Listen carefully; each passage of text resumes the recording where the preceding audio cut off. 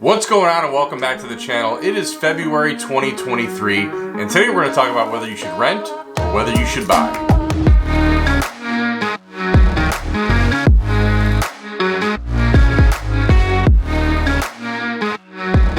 What's going on, and welcome to Living in Chicagos Southland. If you are new to the channel, this is all about what it's like to live in Chicagos Southland.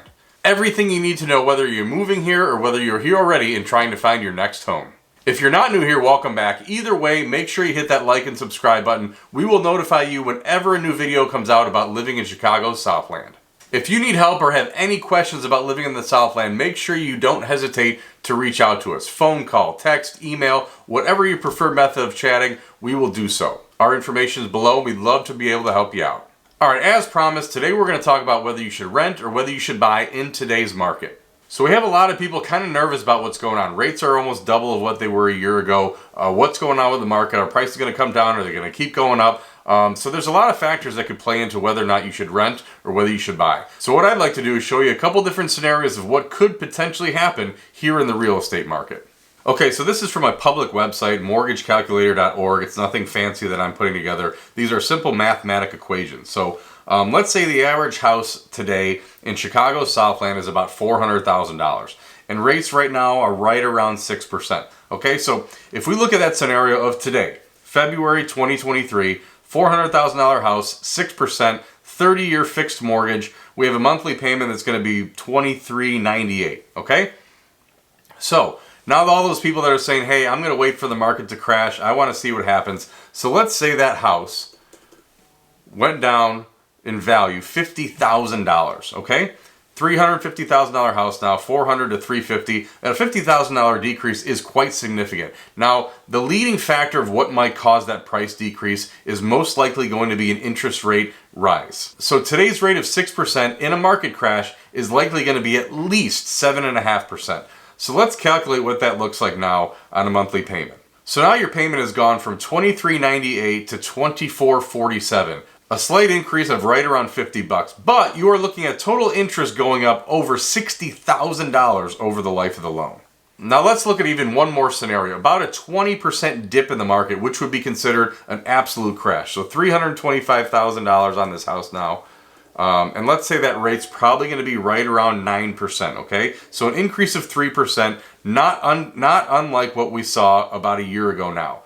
So that $400,000 house, now $325,000, again, a market crash, 9% mortgage rate. Your payment has now gone to $26.15, and a total interest over the course of 30 years, a drastic increase from $463 to $616. That is a lot of money. And again, these are just simple mathematical equations. This is a $400,000 house going down to $325,000, which again, a likely scenario of rates going from 6% to 9% if we do see a market crash and the Fed keeps increasing rates. Another factor to certainly take into consideration is if you decide to rent, okay? If you rent a house today, you are not getting a 30-year fixed rental rate, okay? Mortgages are 30-year fixed. It's very unlikely your landlord is going to say, hey, you can live here for this amount of money, this monthly payment for the next 30 years. Likely scenario is your monthly payment will go up 5% every year.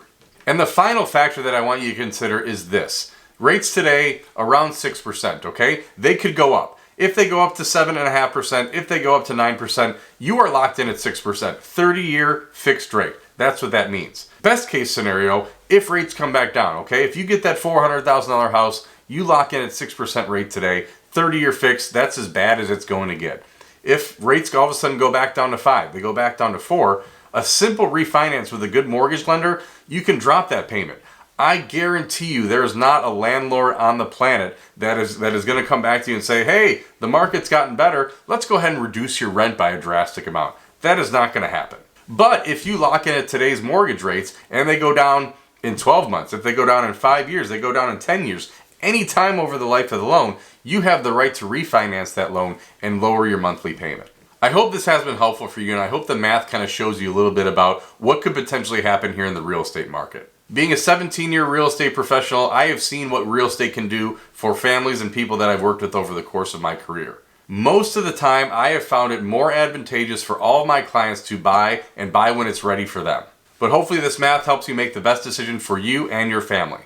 If you're still here and you haven't done so, make sure you like and subscribe to this page. Get the notifications whenever we put out a video on Chicago Southland. And make sure if you need any help, whether you're moving here, whether you live here already and you're looking for another home, we would love to help out. Text, phone call, email, whatever works, we would love to be of service.